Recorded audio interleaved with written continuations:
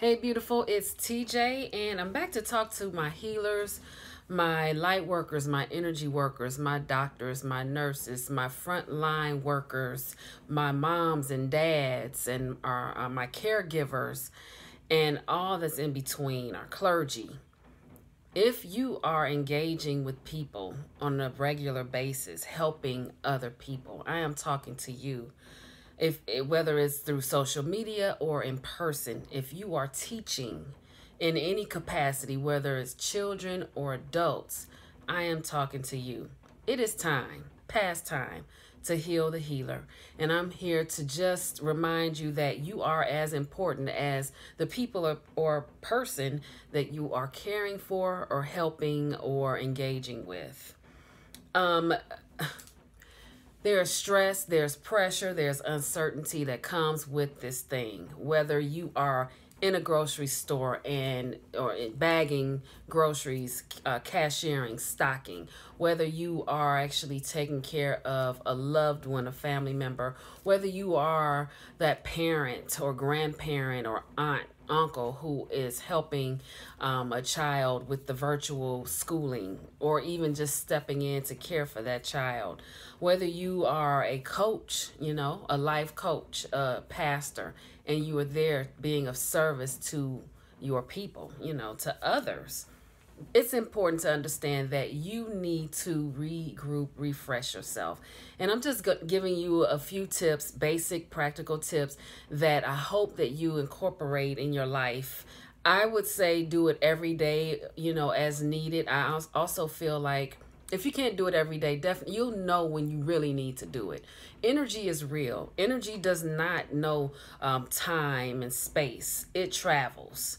The energy in the room, I remember being in an environment where I could feel, and I was like, okay, something feels off. And it would be when different people would come through and they would just be walking past, but I could feel that energy. And it would sort of almost like a wet, damp, cold blanket would just that's how it would feel in the environment. So what I want you to do is make sure that you protect your energy. One thing you can do is, I like to do this throughout, whenever I intuitively, follow your gut, whether I intuitively feel it or not. But typically when I intuitively feel the need to do it, I'll just say, I release all energy that is not my own. I restore my own high vibrational energy of love and light. And then I might add some other things, whatever that looks like for you. I think it's different for everybody, but I want to make sure that I am crystal clear about the energy that I want to keep and the energy that I don't want. I don't say negative energy. I don't say I want to release the negative energy. No, we're not going to even say that word because it doesn't exist.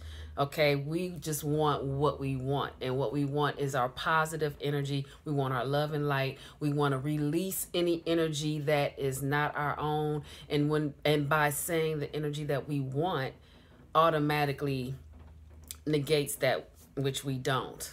Okay, if that makes sense. And after I say that, I am whole. Say it as many times as you feel the need to. Doesn't cost anything. I release all energy that is not my own. I restore my own high vibrational frequency energy of love and light. And you might want to, at the time, depending on what you're going through, you might say, of courage, of humbleness, of patience, of kindness, whatever it is, I am whole. Do that. Take deep breaths. Take deep breaths. When you are breathing, your breathing patterns, the shallow breathing, it's not really giving your body, your internal organs, the things that they need, what they need to keep going. And so as you're like breathing in that golden, white, beautiful light and those beautiful thoughts, your body on a molecular level is reacting to that in the best, most perfect way. It's just the opposite when when you're stressed and feeling under pressure. So as often as you can get away and take some deep breaths in and say those things, the better. And it starts to also just change your mind in the process. Things, you may find things getting a little bit easier to deal.